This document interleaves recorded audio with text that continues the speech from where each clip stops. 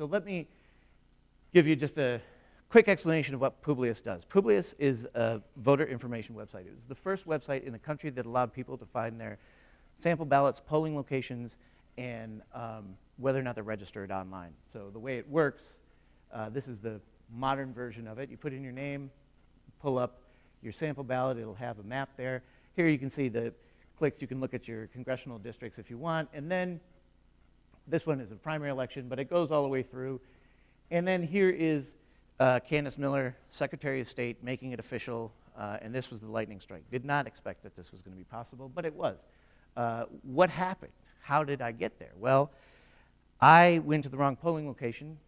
It's an Ann Arbor story, really. I mean, I went to the wrong polling location at the Michigan Union. It was my second time voting.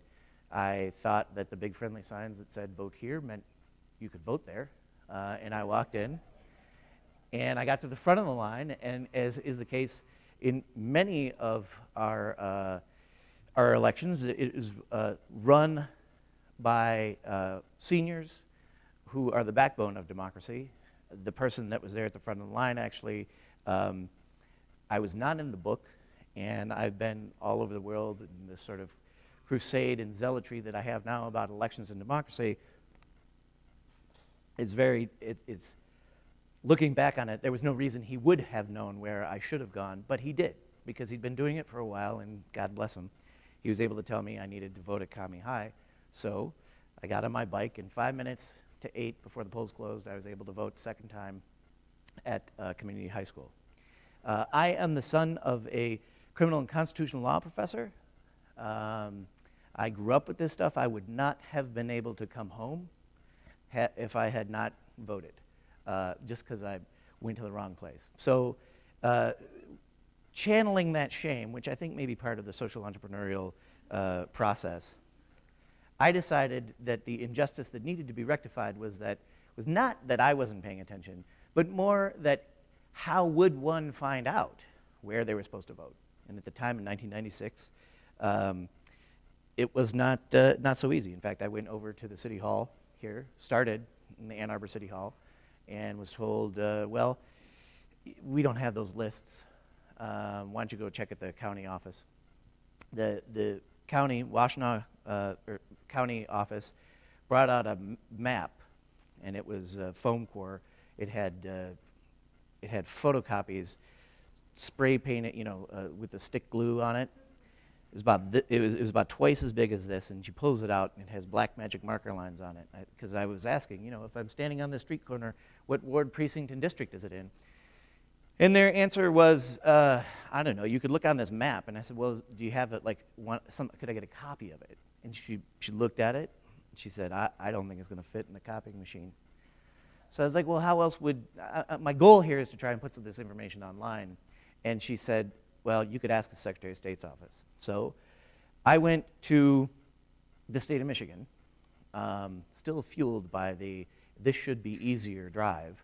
And I decided that I was going to go in and get an answer to my question, if you're standing on a street corner, what ward, precinct, and district is it in? The answer to that question came in the form of a GIS system that the state was implementing in 96, in 97, that was not fully complete.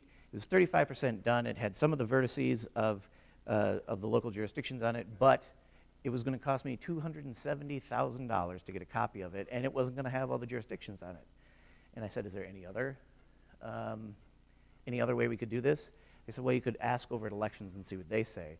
And what they told me was, we couldn't answer the question what ward, precinct, and district the street corner's in, but we could tell you what ward, precinct, and district you belong to. So I was like, all right, well, what would that cost me? And they said $167. So I said, let's do that. And I bought my first flat file of the Michigan Qualified Voter File. It wasn't official yet. It was 85% done, but brought it back, reverse engineered it. I suppose I can say this now. There may have been a SunSpark workstation somewhere on the university that may have hosted one of the early drafts of that. But other than that, it was done right over in the Nichols Arcade, the first version. And basically, we figured out how to answer the question, where do I vote? what we did then was start to attach the information, the ballot information, and that really has been, you know, we came up with a system where it answered those basic questions, sort of that you're prepped to voting, and then we tried to connect as much information into as possible. This is a photo of the Secretary of State, Candace Miller, who is standing in front of the Publius Voter Information Center. It says Michigan Secretary of State, Publius Voter Information Center. This is some dude using it right there, but she's announcing it. This is another picture of the announcement, and just for proof, that's me back in the corner there. But it became a partnership with the state of Michigan and became the first website, actually, it turns out ever, that allowed people to do this for any official government state function. So it was, you know, the easiest way to break a boundary is to not know that it's there and just figure out, you know, how to make it work. So what Publius does now is the sample ballot, and this is really what, I mean, the heart of it is trying to get information to voters. This is why I do what I do today. The basic idea is really simple. You guys are School of Information folks, so I don't have to go into it. It's an interactive sample ballot. 16 years later, the technology isn't that exciting. The heart of Publius, actually, these days, is more of the network of traditional media sharing, so that what we're doing is we're working with all sorts of organizations. I picked some of the Southeast Michigan organizations here. And we're taking that functionality. Again, the state of Michigan still has the version that's based off of the original product. But what we're looking at more is how do you get this content into highly volatile content into something that can be useful so that people can kind of cram for an election. The one-stop shop, video clips of all the candidates for drain commissioner. This year we put up, hopefully everyone in the room voted, but we had 6 statewide proposals. We had some proposals there were some proposals here in Washtenaw County, in Ann Arbor City Library proposal, big deal. But what we did this year, targeting in Detroit for the first time, was Detroit had a 4-page ballot, front and back. There were 80 actual questions on it, and we did video clips analysis of all the county and city proposals, as well as the state ones that were available to everyone. It's a trend. It actually, in terms of innovation in voter education, I'm totally geeked about it. I want to do it again in the future and more of it. I'm going to call Victor to try and figure out how to get money to do that still. But at the same time, it was very successful. I was very happy with it. And you got to move the bar forward, because essentially the primary technology for this has been pretty much the same for the last 5 or 6 election cycles. We got, through the evolution, sort of what people were looking for, and it handles the needs. And every once in a while we have these ideas about new features, but for the most part, they're tweaks. They're not like adding, finding your polling location was. I bring this up.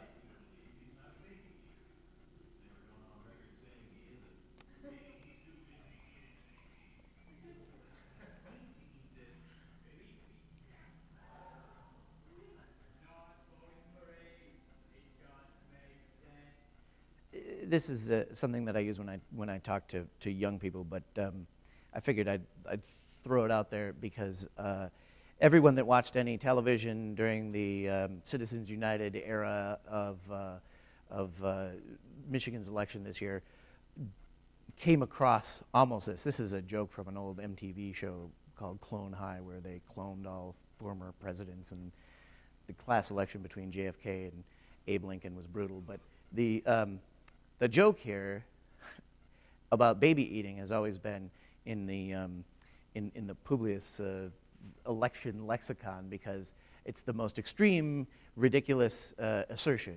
Abraham Lincoln's never told you he isn't eating babies. Maybe that's because he's too busy eating babies. Well, anybody that voted this year pretty much faced that with, I would say, at least 3 of the proposals that were advertised. Your children's life or death depended on these constitutional amendments. And it was absurd. Part of the challenge that I am facing now old technology and trying to deal with this highly volatile stuff. So you get candidates, there's 20,000 candidates come together. How do we get video for all of them? All of that's interesting, but those are understandable challenges. The real challenge is we've lost a good degree of objective truth. It's very easy to say Abe Lincoln hasn't said he isn't eating babies in today's political market. And that is incredibly difficult. So this is where I was probably mostly sensitive when Victor asked me to come and talk about social entrepreneurship, because the truth is that like my work has gone into very much the direction of trying to think about the more psychological, social, entrepreneurial, bring some entrepreneurial ideas to dealing with some of these larger issues, and one of them being we've lost sort of a capacity for objective truth in our political discourse. It is not uncommon to hear people say, well, you think Barack Obama is not a Kenyan Muslim, and we will have to agree to disagree. No, we don't. I mean, you might disagree with his policies, but we can't agree to disagree to that. So this is the second time. So I find myself a lot of the time explaining the value of government to people, especially coming into Detroit. And what's happening in Detroit right now is sort of interesting. It's my home. I'm a white kid that grew up in Detroit, and I have had in the last 3 years an opportunity to meet all sorts of social entrepreneurs, big-time social entrepreneurs, folks that self-identified because they're coming to Detroit to try and figure stuff out, to try and social entrepreneur a fix to some of the biggest issues that have existed. One of them, a good friend of mine, has a line. He came up in Chattanooga and did some amazing things in Chattanooga. And he's sort of got a southern and genteel quality to him when he talks about this stuff, because he likes to encourage, and I'm more Irish and mean, so I have a slightly different take on it. But his thing is, you got to fall in love with the problem.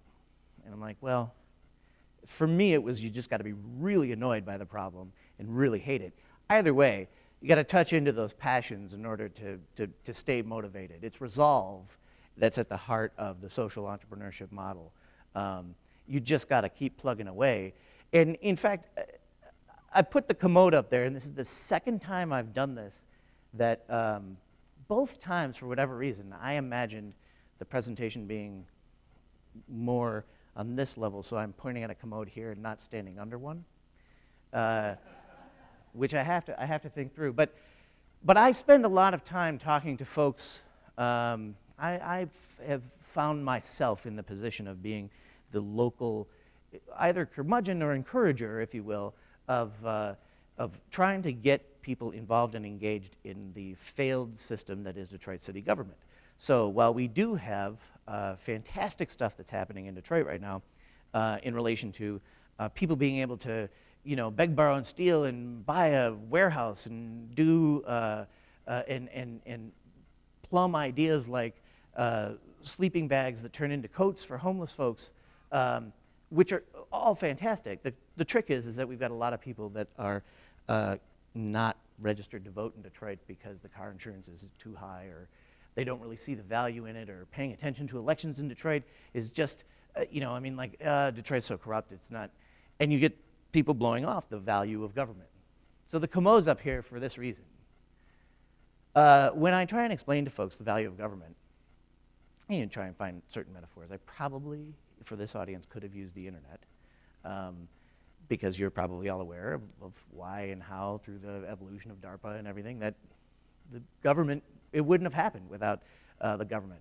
And the implications that that's had societally are huge, But in Detroit, I use the commode, and the reason is because here is an end node of a community network, originally designed by the government that people interface with 2 or 3 times a day. In fact, if you look at it in terms of what it means for the overall community, is that there's a ton of infrastructure that has been built and put together to support interfacing with this particular government unit. And like many pieces of government, when it doesn't work, all you really want is for it to be fixed. Also, like with government, if someone were to say to you, what should we do about the emergency manager law that everyone had to vote on this last week? A lot of times the solutions are very long and complicated, and it's more information than you want to have. Well, try talking to a plumber about getting your toilet fixed when it's backed up. The 3/4-inch ganglion wrench got left back in the shop, and we might have to do it, and there's also some new low-flow options. And you'll sit there, and you'll say, okay, whatever it takes. I'll listen, I'll be polite, I'll do it, but often you're getting more information than you want. All you really want is for it to work. And I use this example to say government, by and large, is not going to be the obsession of everyone. What we find is that we have to start to explain things more and more, complex ideas. So I've been doing a lot more visualization of ideas, back to the old, pulling back on some of the old SI roots, but the basic idea is that, how do you explain the fact that the city of Detroit has 88,000 lights in it, spread out over 139 square miles, and that was built for 1.8 million people in 1951 peak population. It has been a 60-year decline. We have 700,000 people. We still have 88,000 lights. And the question is, how do you begin to explain to people that there is some sort of context in which we have to come together to work towards the common good, and there still is a common good, and there are objective truths that we have to deal with. Like, we don't have the same number of people to support the lighting infrastructure. Well, problem is that we have a lot of discussion that ends up being around, well, it's not right to turn off the light on my street. Well, okay. But we have to frame conversations in a more sophisticated way. And I am not, after doing voter education for 16 years, I am not a proponent of the idea that you have to dumb it down or get it at the 6th grade level. I believe you have to plant a seed. And I think that's really the reality of working with folks on explaining stuff like the infrastructure behind water and sewage is really a practical reality that we all have to face. Most people are dealing with the bread and butter issues of the day. They are not concerned about such things as how the emergency manager impacts everything. They're going to connect with the idea that it's a takeaway of democracy, but they're not really that interested in the fact that prior to the signing of the consent agreement, the state of Michigan agreed to put $80 million in escrow on the contingency that the consent agreement was going to be signed for the city of Detroit. The Corporation Council didn't sign it, and now you have this big dangling $80 million in escrow. The city might go bankrupt. That's not what people are concerned about. People are concerned about the fact that they would be losing their mayor, or they'd be losing their right to vote. And so we have a campaign that is effectively about chemotherapy. Nobody wants chemotherapy. You wouldn't choose it, if you didn't have cancer. We just did an almost year-long discussion about whether chemotherapy was too strong. PA4 was the statewide proposal. It was the proposal one. It was a referendum to repeal it, and it succeeded. It is no longer in place. But the discussion about chemotherapy was not the discussion about the cancer. And so we still have the cancer. We've just determined that the one treatment doesn't work. The question is, how do we turn things so that we can have a $30 million year-long civic discussion with as many people as possible engaged about how to treat the cancer? That is still up in the air. And so what I find myself doing more and more is trying to figure out how to plant that seed of, look, this is a bigger issue. So in a lot of my world of civic engagement, the civic engagement part of social entrepreneurship, you know, folks will talk about civic engagement technologies. It's just like it's incredible. We're going to turn people on through participatory budgeting. We're going to do all this cool stuff, and you will activate voters. I believe that probably the best we can do is just widen the tiny sliver of what people are thinking about. We're just going to have their attention for long enough for them to until we get the toilets to flush, and then they're going to go back to their lives because it's not for everybody. And the truth is that if democracy is working and government is functioning, it really shouldn't have to be for everybody. It shouldn't be something that we have to think about all the time. And so I operate under a very strict assumption that we're never going to turn everyone on to every government problem, but we do need to get people to the little tiny part that they are going to think about it to be more effective when they do. How do we do that? Well, I have some ideas and have been working on it, and again, this is going to start to feel super social entrepreneurial because joy is sort of the cousin to pride, right? Like why, looking at Detroit as a microcosm, are things messed up as bad as they are? It's because we as Detroiters have had a very hard time admitting that things aren't working. And that's where pride comes in. Because Detroit isn't the way people want it to be right now. There's a handful of folks, I mean, folks that are doing interesting things with warehouses are thinking, yeah, this is pretty good. But that's a fraction of the population. By and large, residents of Detroit are not living with the kind of public safety that they would like to have.